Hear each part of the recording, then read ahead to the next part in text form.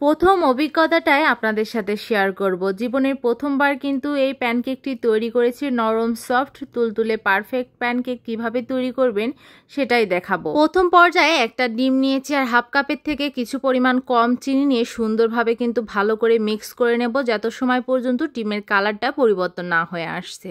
পরিবর্তন হয়ে আসলে কিন্তু এখানে আমি হাফ কাপ পরিমাণ তেল ব্যবহার করে আরও কিছুটা সময় ধরে ভালো করে মিক্স করে নেব। আর একটু বেকিং পাউডার দেবো। আপনারা চাইলে কিন্তু এখানে বেকিং সোডাটাও দিতে পারেন, যে কোনো একটা দিলেই হবে। হাতের কাছে যেটা থাকবে সেটা এখানে ব্যবহার করতে পারবেন।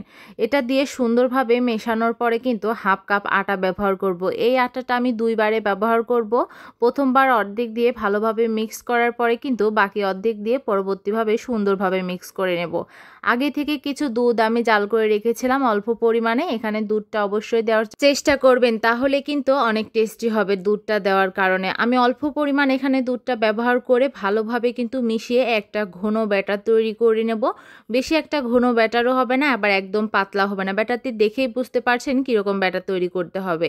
এরপর একটি ফ্রাই প্যান হালকা কুসুম গরম হয়ে আসলে কিন্তু ব্যাটারটি কিন্তু দিয়ে দেবো। আমি এখানে একসাথে 3টি ব্যবহার করছি, আপনারা চাইলে কিন্তু একটি করে দিয়েও বানাতে পারবেন। আপনাদের যেরকম সাইজ অনুযায়ী বানাতে চাচ্ছেন সেরকমভাবে দেবেন। আমি তাড়াতাড়ি করার জন্য কিন্তু এখানে 3টা দিচ্ছি। আর আমার মনে হচ্ছে প্যানকেকের সাইজটা এরকমই একদম পারফেক্ট আছে। আমার বাচ্চার তো এই প্যানকেকটা ভীষণ পছন্দ।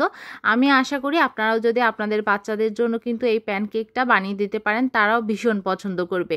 আমার এই রেসিপিটা আপনাদের কাছে কেমন লাগলো অবশ্যই কমেন্ট বক্সে কমেন্ট করে জানাবেন। ভালো লাগলে লাইক কমেন্ট শেয়ার করে কিন্তু পাশে থাকবেন। আর অবশ্যই পরবর্তীতে কি ভিডিও দেখতে চাচ্ছেন সেটাও কিন্তু কমেন্ট বক্সে জানাতে পারেন।